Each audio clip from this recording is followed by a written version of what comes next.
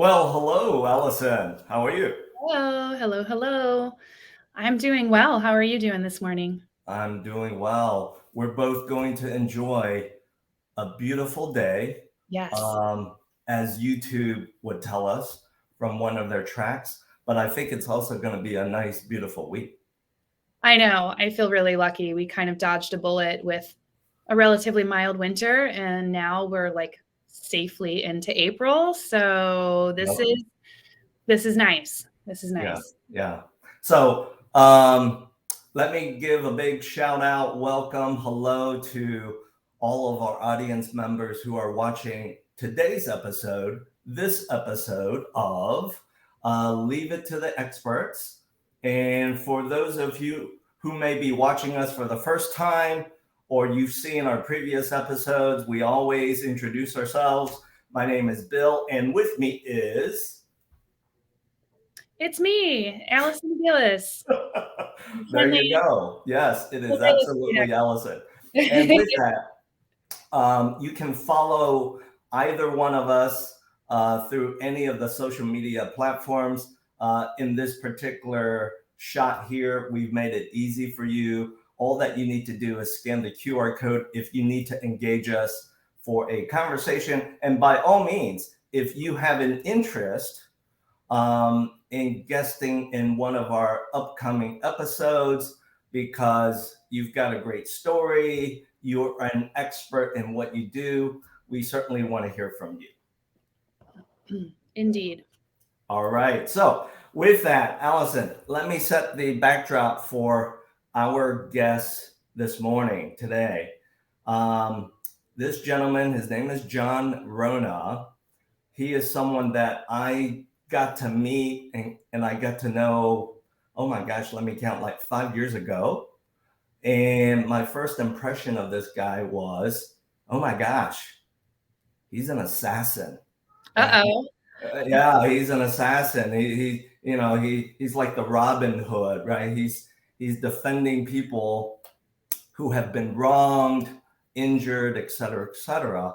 And so for that reason, I clearly see him as an expert in his business. Mm-hmm. So with that said, let's bring John into the broadcast studio so that we can, quote unquote, grill him like he probably does in his sandbox. And by the way, his sandbox is usually the courtroom if it gets to that. All right, let's put him on the stand. Yes, Mr. John Morning. Rona. Good morning, Bill. Good morning, Allison. How are you? Good morning. So before bringing you in here, I kind of teased the audience with your sandbox is as we see it in things like Law and Order, right? It's that courtroom. But you and I both know, well, at least I think I know, you work your mojo in the courtroom if it ever gets to that level, correct? That's true. That's true. Yeah. So with Everything that, we do is creating evidence in case we, get the chance to present it to the jury. And right the on. process of discovering evidence and gathering it and then presenting it persuasively is my job. Yes, right on. So with that, why don't you drop a very short intro as to what you do so that all of our audience members who know Allison, who know me, but may not know you as well, they kind of get an immediate sense of what you do for when the time is right for them to reach out to you. So there you go, John. Sure. Well, hello, everybody. Again, my name's John Rona. I am a trial lawyer and a partner in the law firm of Gardner, Koch, Weisberg, and Rona. I represent those who are injured or killed due to the negligence of others in catastrophic injury and wrongful death cases. Essentially, I represent good people who have had bad things happen to them.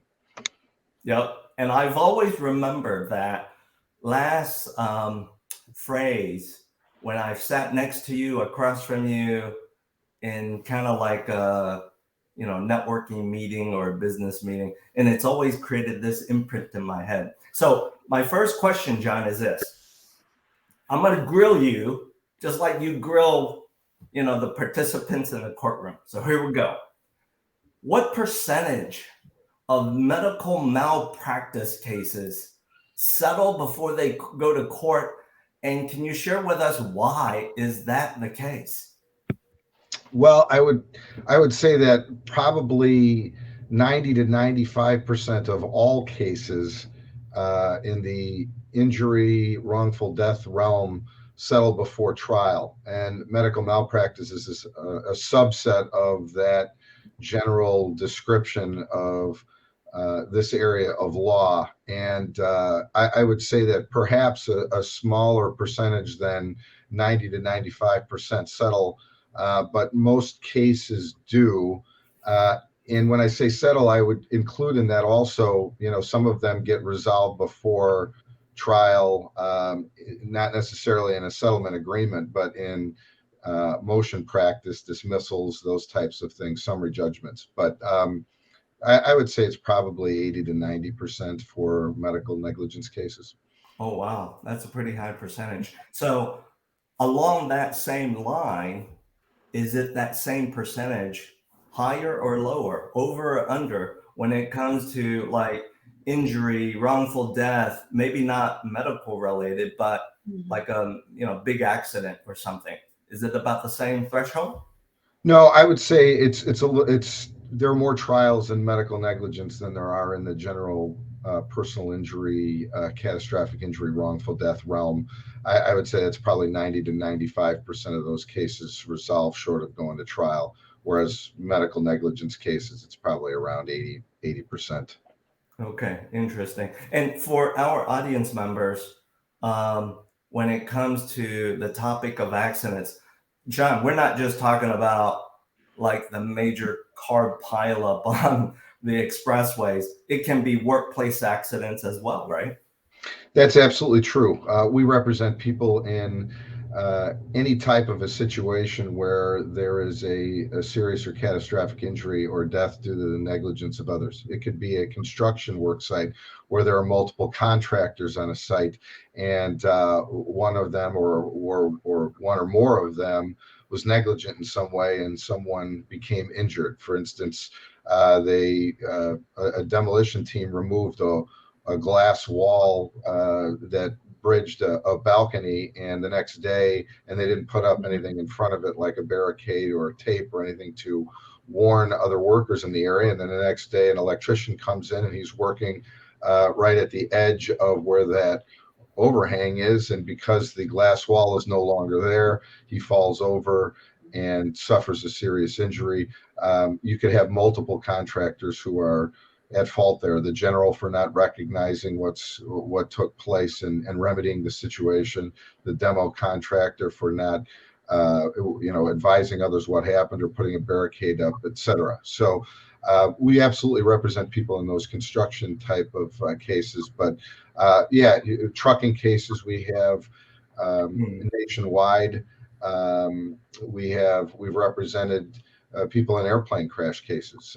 We represented the co-pilot of the Indonesian plane crash against Boeing. We've represented people in boating accidents and bicycle cases. So anything involving transportation. But we also represent people in a lot of medical negligence cases, product liability cases, anything where someone is very seriously injured or killed, we will handle that type of matter here locally in the Chicago area or nationwide. Yeah, I remember frequently when I check in and speak with you, if you're not locally here in Chicago working your mojo, sometimes, well, a lot of the times you're traveling around the U.S., meeting with expert witnesses and prepping for the outcome that you're driving towards. So thank you for the reminder on that. John, here's my next question. I see this frequently enough when I watch mainstream media TV, and that is during certain parts of the day, there's a lot of advertising, right? From some of your peers, perhaps friendly peers, maybe not so friendly peers. What's your personal opinion on this type of medium to market and promote yourself, your law firm? Can you share with us your perspective on this? Yeah, I think there's different philosophies about how to attract clients. Some individuals will, put up signs on advertisements on billboards that are along the expressway that you see on your way to the airport. Some people put things on the side of buses, et cetera. And some people advertise on late night TV or daytime TV. I don't get to watch really any daytime TV, but sometimes at night when I'm watching a game or whatever, I'll see these ads. And that is not a route that I particularly, choose to go forward. I don't think it helps the perception of the serious and meaningful work that me and the overwhelming majority of my peers in the wrongful death catastrophic injury do on behalf of our clients, and creates perceptions that lead to the stereotypes that are out there that I loathe about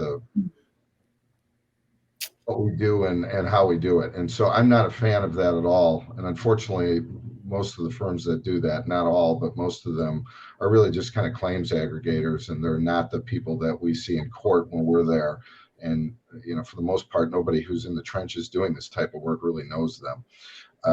So the approach that I take is to, meet people like yourself, Bill, or you, Allison, or others who are connected to their communities, are well thought of, and are exceptionally competent in what they do, and get to know people like that, so that because nobody lines up a catastrophic injury or a wrongful death attorney ahead of time thinking something bad is going to happen to them. That's just not the way the world works. And so consequently, what happens when something bad happens to the good people that I have the privilege of representing, they're not in a position to research or vet plaintiffs' attorneys to represent them. And so they usually do one of two things. They reach out to someone whose opinion they value and who's trustworthy and knowledgeable on these types of matters for a recommendation. And that's how I get the overwhelming majority of my cases, from people like that, or people that I've represented that were very happy with my services and then recommended me to others. The other option is, going the billboard route. And I would suggest that that's really not the way to go, because there is no credibility aspect to that type of advertising. Has recommended that person and that. But I understand why people do it, because if you've just lost a family member and you are mourning and in grief and you don't know where to turn, that is a route. And some people don't feel comfortable asking others, or don't have a group of trusted individuals that they can go to. And so that's why they do that. But I much prefer getting my referrals from people who know me, because I think you start out with the credibility at the beginning that you wouldn't otherwise if people come to you just because they dialed a number on a billboard. And so I don't go that route. I go the route of meeting people and getting referrals from people that I know.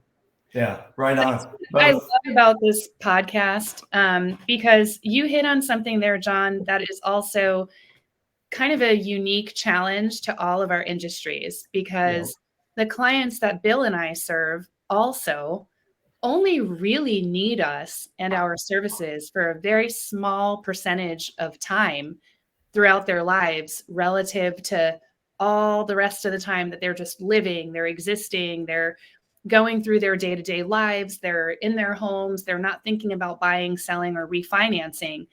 And just like in your industry, the challenge that you might be up against is when someone has a catastrophic event and they're in that emotional moment, maybe the first thing they think of is a catchy phrase or jingle or advertisement that they've seen. And that's just as much as they can muster, rather than getting a recommendation. And similarly for me, I try to always educate my clients, my prospective clients, of like, hey, I understand the appeal of being on your phone, looking at properties on Zillow or one of these other aggregator type sites, and you desperately want to get more information, even though it's 10:30 or 11 o'clock at night. But when you click that button, you're opening yourself up to a whole Pandora's box of unwanted solicitations. And the bigger overarching problem is the person you're connecting with doesn't have any connection to you or vested interest in making sure that you receive the best service. They don't know you.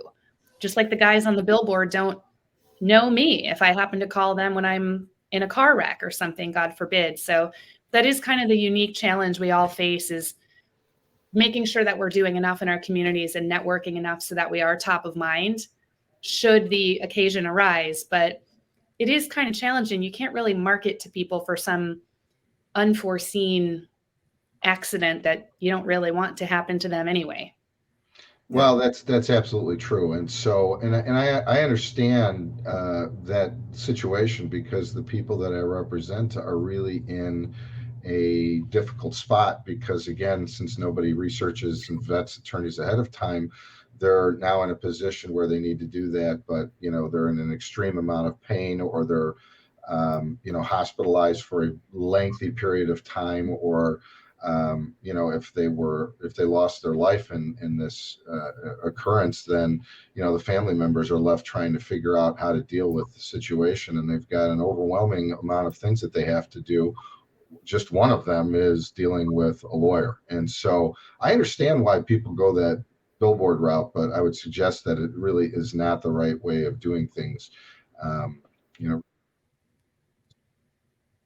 A trusted individual, whether it's a pastor, or a coworker, a boss, or someone who just values getting information and trying to get people to the right connections. And those are, whether you call them influencers or whether you call them just people who have great connection to community. Those are the people that I like to get referrals from in a general sense. Yeah. Allison touched on something that is really the common denominator amongst all three of us. And that is, we're in a business where it's very saturated with peers. And each of our peers probably do things a certain specific way, market a different way. So that was always in the back of my mind when I thought about, hey, let me reach out to John and ask him to share some of your time this morning with us to talk about you and your business. Now, John, one more question before I hand it off to Allison with her question that I think will be very intriguing, and that is this. How do you see, John, your passion of baseball applying to your profession and business as a trial attorney? Can you drop some comments on that? Sure. Well, as you know, Bill, because you and I have known each other for 5 years, I had a 10-year period of time where I managed or coached my two sons in travel baseball. And now I'm no longer managing or coaching. I'm happy to watch my younger one, who is he's now a junior in high school, and he's playing.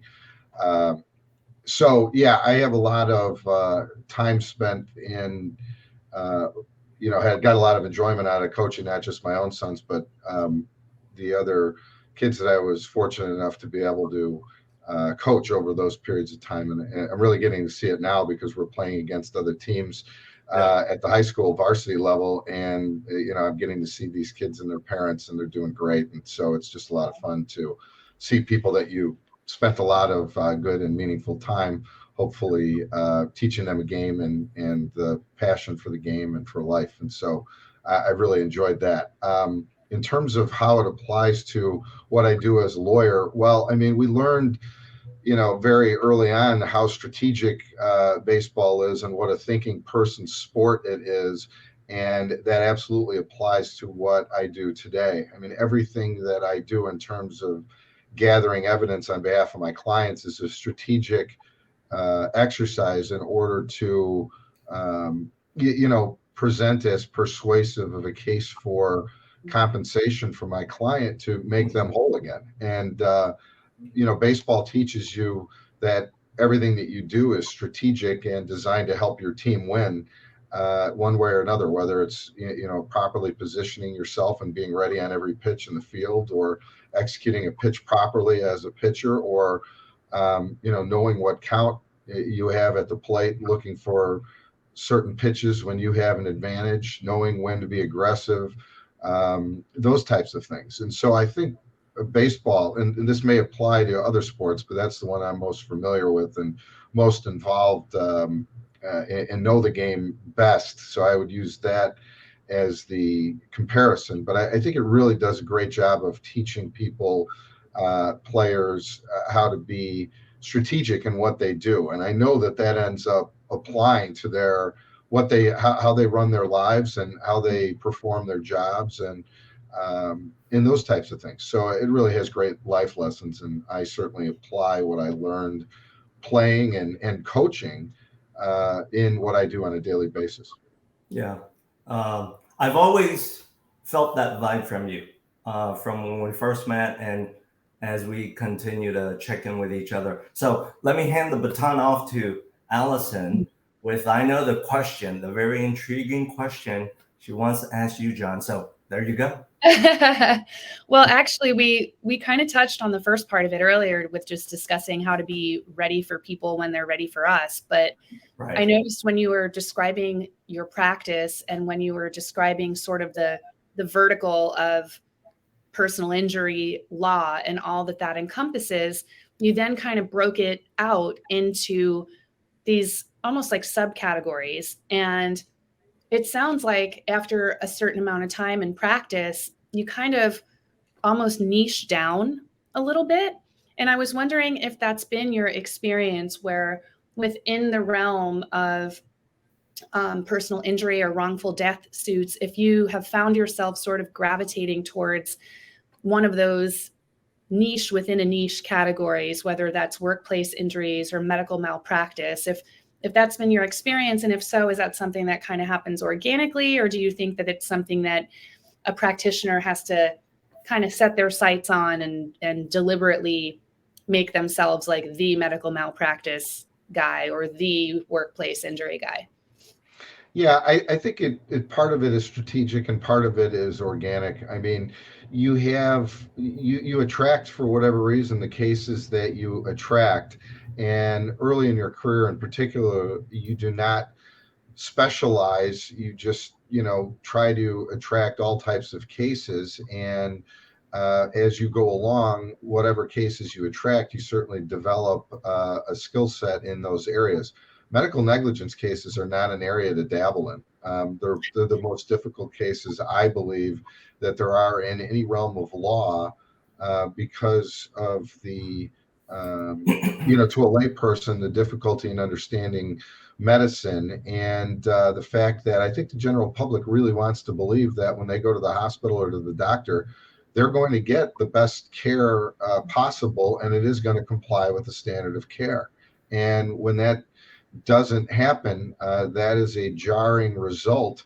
And I think people are surprised by that, and they don't want to believe it occurs. And when I'm talking about people, I'm talking about the people that are on the jury. And so, in medical negligence cases in particular, I think the plaintiffs start with, a step or two behind the defendants in the case, because of the fact that the general public has a great respect for what the medical community does and wants to believe that they don't make mistakes. And if they do make mistakes, there aren't going to be consequences to those mistakes. And so I think those are the toughest cases. And for whatever reason, over the years, that is the largest percentage of cases that I've attracted. And I think part of that is because we established a track record of success in trying and winning very, very difficult cases that a lot of other firms would not take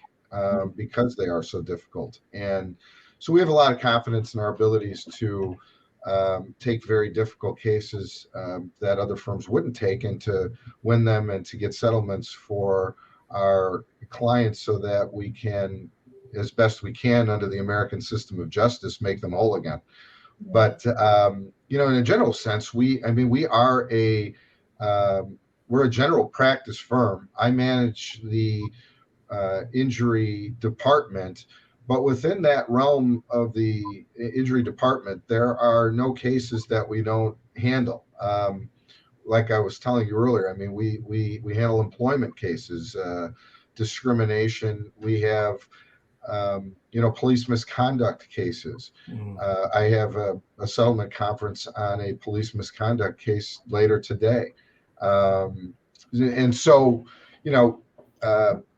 you can try to attract whatever type of case that you wish to, but, you may end up trying or aggregating cases in an area and developing a specialty in an area that you may not have intended at the beginning, because that just happens to be the cases that you attract through the people that you know and the efforts that you make. So you can try to be strategic, but you end up attracting the cases that you end up attracting, and those are the ones you get the privilege. Those are the people that you get the privilege of representing, and those are the ones you have to win. So you have to get very good at whatever area it is that you attract those cases in. And for us, it is a lot of that has been medical negligence. But that being said, we've got trucking cases going on all over the country, and that's a different type of thing. But medical cases are really ones that the general injury attorney usually doesn't dabble in, because there's a tremendous investment of resources, both out-of-pocket expenses and attorney time, that if you don't win is uncompensated, and a lot of attorneys don't want to take on that risk. So I hear you. So as we wrap up today's episode, thank you, John, first for sharing your time with us and spotlighting some perceptions about your business that maybe many of us don't know or don't know well enough. So as we wrap up today's episode, audience members, if you have a need, if you have someone that is going through an event that needs the services of John Rona, real simple, just Google search him. You have his name, the name of his firm. So for today, John and Allison, thank you for sharing your time with all of us who are wanting to learn more about you and each of our businesses. So enjoy this beautiful day here in Chicagoland and the rest of the week, guys. Thanks so much, Allison, John. Yeah, Bill and Allison, thank you for having me. It was a pleasure.